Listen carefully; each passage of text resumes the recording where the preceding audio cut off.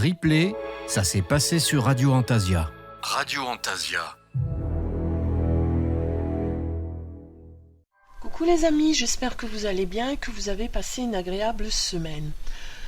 Comme vous le savez, nous sommes déjà le 2e dimanche du mois et nous allons parler d'un personnage historique féminin et continuer notre thème du destin des fils et des filles d'eux.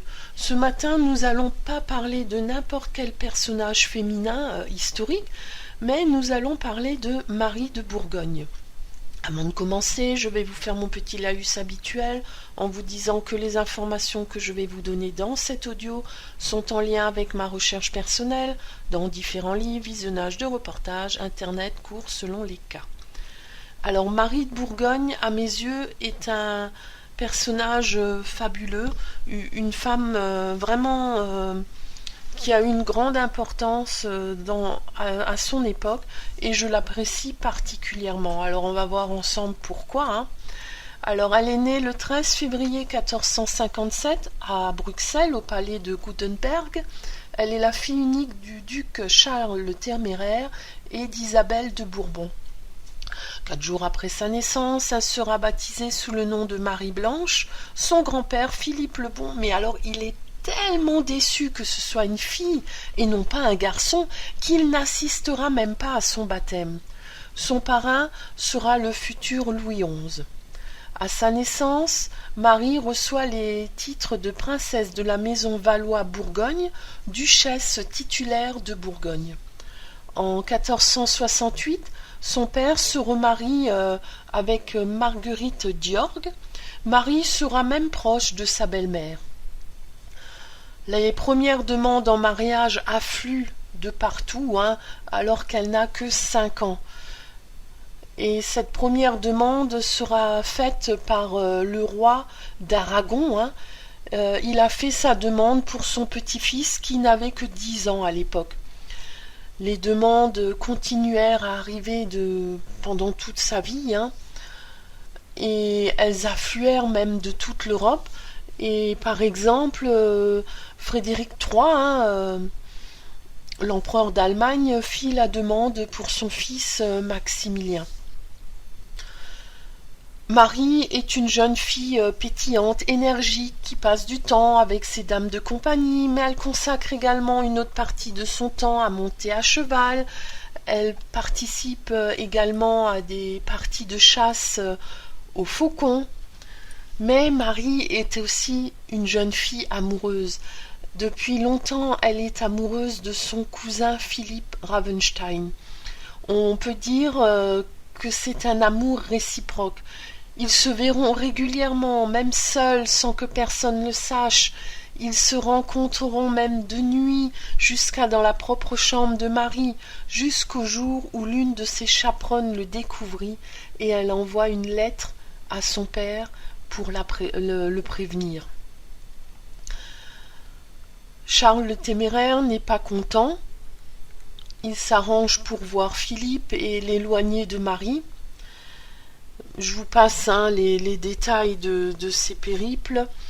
Marie ne comprendra pas ce qui va lui arriver. Elle essayera de joindre Philippe par tous les moyens, en vain.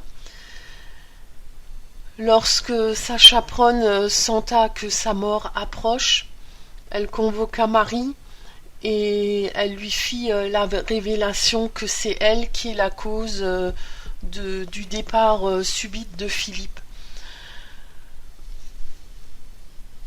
Marie eut une grande correspondance épistolaire avec son papa jusqu'à sa mort. Charles le Téméraire décède le 5 janvier 1477 près de Nancy. Marie se retrouve sans père à la tête de Bourgogne à l'aube de ses 20 ans, toujours célibataire à la mort de son papa. Elle fut convoitée, alors comme je vous l'ai dit, par toute l'Europe, mais cela s'amplifia encore les demandes en mariage. Mais Marie ne se laissa pas faire. Marie résistera jusqu'au bout aux propositions qu'elle reçoit. Elle aura aussi beaucoup de conversations régulièrement avec sa belle-mère, Marguerite d'Yorgue, à ce sujet. Marguerite se révéla vraiment de bons conseils pour Marie. Aux États généraux, alors eux aussi, ils la pressent pour se marier, parce qu'une femme ne peut pas, en plus jeune comme elle l'était, ne peut pas être à la tête d'un royaume aussi grand, selon eux. Et ils la pressent à prendre un prétendant, mais un prétendant qu'ils ont choisi, évidemment, qui n'est pas du goût de Marie, et Marie sentit la colère monter en elle, et une détermination farouche s'installa même. Elle leur répondit: « Je suis la duchesse de Bourgogne. À ce titre, je suis assez grande pour décider de qui sera mon époux. » Ses conseillers en restaient, mais quoi, ils savaient plus quoi dire, ils étaient pas contents, ils voyaient déjà la fin du royaume de Bourgogne. Mais Marie leur tenait tête.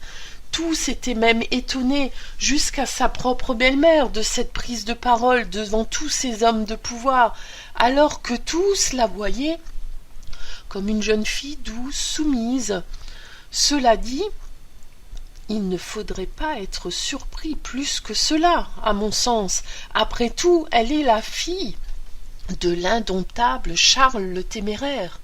Malgré toutes les intrigues pour la marier, Marie s'affirma et décida de rester à Gand, car pour elle, fuir à l'étranger ou dans une quelconque province du Sud, ça aurait été perdre le crédit qu'elle avait si durement acquis.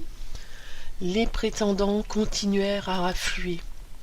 Mais, depuis quelque temps, Marie de Bourgogne avait une idée en tête. Un jeune homme sortit du lot à ses yeux.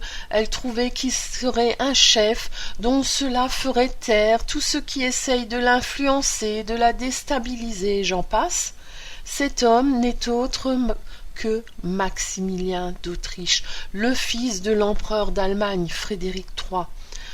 Mais, au fond d'elle, elle aimait toujours Philippe. Philippe, ce premier amour, elle le revoit, et elle lui avoua ses sentiments. Philippe la repoussa, mais par amour, malgré les insistances de Marie, et il lui dit qu'il n'était pas celui que Dieu avait décidé pour elle, et qu'il serait indigne d'être son époux. Et pour finir, il ajouta qu'il n'avait ni le courage ni les qualités pour succéder à son père. Ce qu'il fallait pour Marie était un véritable chef, et lui, il ne l'était pas. Il réussit à convaincre Marie. Marie s'inclina devant Philippe. Elle réunit les conseils d'État généraux et elle lui fit savoir sa décision. Elle épouserait Maximilien d'Autriche. La première cérémonie eut lieu par procuration le 21 avril 1477 à Prinzenhof, à Bruges. Le duc de Bavière sera le substitut de Maximilien. Le 17 août de cette même année, Maximilien, après un long voyage, arriva à Gand. Maximilien est né le 22 mars 1459, il a 18 ans. Pour les contemporains de l'époque, c'est un jeune homme beau, aux cheveux blonds, au corps souple et élancé. Il sait manier les armes et pratique la chasse aux chamois. Il se raconte qu'il aurait reçu de sa grand-mère paternelle une force hors du commun. Et grâce à cette force, Maximilien réussit à gagner le cœur de son peuple, ce qui contribuera à le rendre populaire dans son pays. Le 18 août, à 5 heures du matin, dans la chapelle de Tell-Walle, leur union sera rendue officielle par le légat du pape. En passant l'anneau nuptial au doigt de Marie, Maximilien lui dit « Avec cette bague, je vous donne ma fidélité d'homme. » En passant l'anneau nuptial au doigt de Maximilien, Marie lui dit « Je vous promets fidélité et amour et de tenir les promesses qui ont été convenues entre votre père et le mien concernant mes terres et mes provinces. Le jeune couple quitta la chapelle, traversa la ville en liesse sous les acclamations du peuple. Vive Bourgogne, gloire à nos princes! Marie et Maximilien seront très liés. De leur union naquit 3 enfants, Philippe le Beau, Marguerite d'Autriche et François, qui malheureusement ne vécut que quelques semaines. Le 6 mars 1482, Marie participa à une partie de chasse au faucon dans la forêt de Vinendale, comme elle avait l'habitude, mais cette fois-ci en compagnie de son époux. Lors de cette journée, Marie chuta. Elle décéda plusieurs jours après, le 27 mars 1482, à l'âge de 25 ans. Elle aura eu le temps de dicter ses dernières volontés. Marie est inhumée en l'église Notre-Dame de Bruges. Il y aura encore énormément de choses à vous dire concernant Marie, mais je vais m'arrêter là parce que le temps m'est compté ce matin. J'espère que vous avez apprécié découvrir cette femme d'un autre temps qui a réussi à s'imposer dans ce monde d'hommes,